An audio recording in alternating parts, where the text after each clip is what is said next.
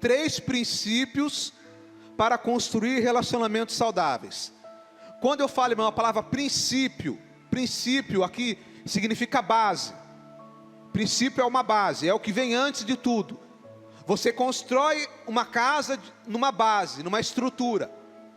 Então, quando a gente fala de princípio bíblico, princípio, irmão, é aquilo que é válido tanto no Antigo como no Novo Testamento, como em todas as épocas. São regras imutáveis que Deus estabeleceu, isso é princípio. Então vamos lá, 3 princípios. O primeiro princípio, e agora nós vamos ler a Bíblia. Então deixa aí sua Bíblia aberta. Eclesiastes, Provérbios. Primeiro princípio para ter relacionamentos saudáveis é: tome cuidado com as palavras. Repita comigo assim: tome cuidado com as palavras. É isso, vamos lá então. Provérbios, capítulo 18, versículo 21. A morte e a vida estão no poder da língua. O que bem a utiliza, come do seu fruto. Então veja, a morte e a vida estão no poder da língua.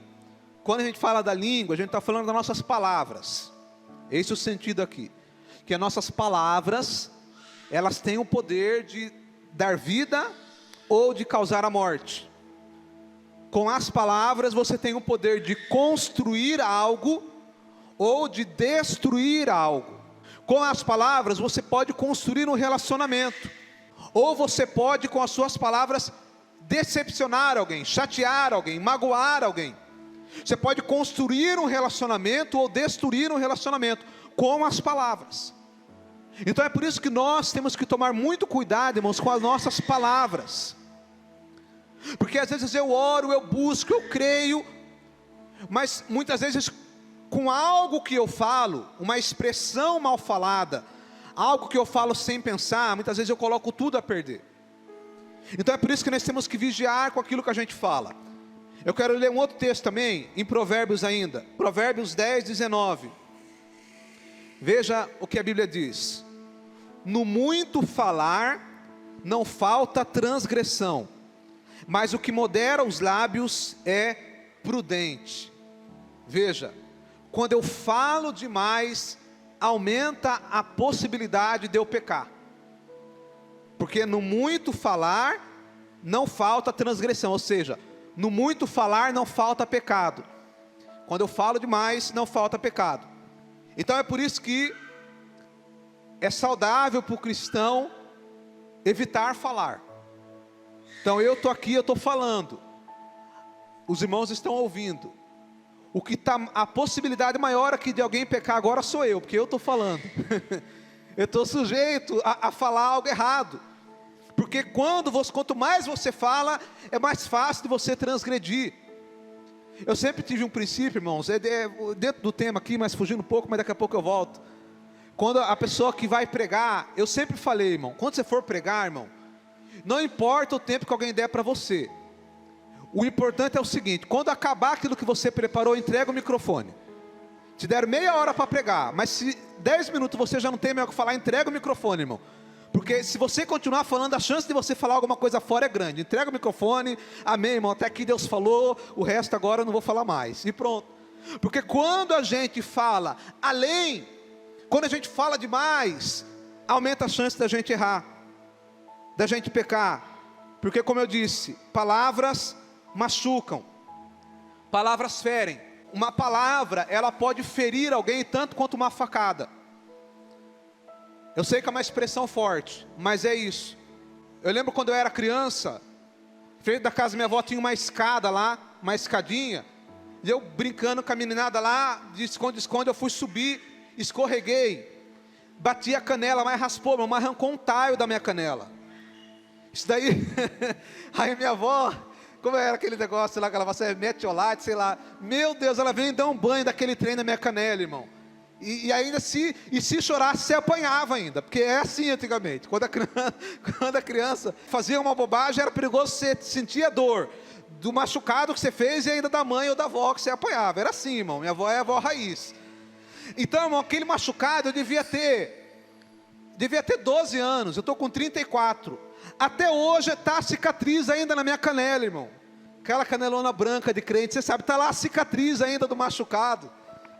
E olha que foi 20 anos atrás, mas está lá. Assim são as palavras. Às vezes a gente fala algo para alguém, você fala, daqui a pouco você esqueceu. Mas a pessoa que ouviu, ela não esqueceu, irmão. E dependendo do que você falou, vai ficar um bom tempo lá a pessoa lembrando daquilo que você falou. Uma vez eu vi uma pesquisa aí, não sei se é verdade, que diz que a mulher, se você fizer uma coisa que chateia ela, presta atenção no cálculo. Se você fizer uma coisa que magoa a mulher, você tem que fazer 5 coisas boas para ela começar a esquecer aquilo que você fez. Então perceba que o cálculo é meio prejudicial para nós, irmão. Quer dizer, você falar uma palavra que chateia a mulher, você tem que falar umas 5 depois, em momentos diferentes, para ela começar a esquecer, entendeu? Então, a palavra ela pode ferir, irmão. Então é por isso que eu tenho que vigiar, porque às vezes você tratou a pessoa bem a vida inteira, mas às vezes no momento de raiva, você fala alguma coisa que chateia a pessoa, você fala propositalmente, para magoar, e aí a hora da raiva passa, e você fala, por que eu falei isso? Às vezes a pessoa até te perdoa, mas aquela palavra vai ficar lá, aquela cicatriz vai ficar lá. Então é por isso que nós temos que vigiar, irmãos, com aquilo que a gente fala.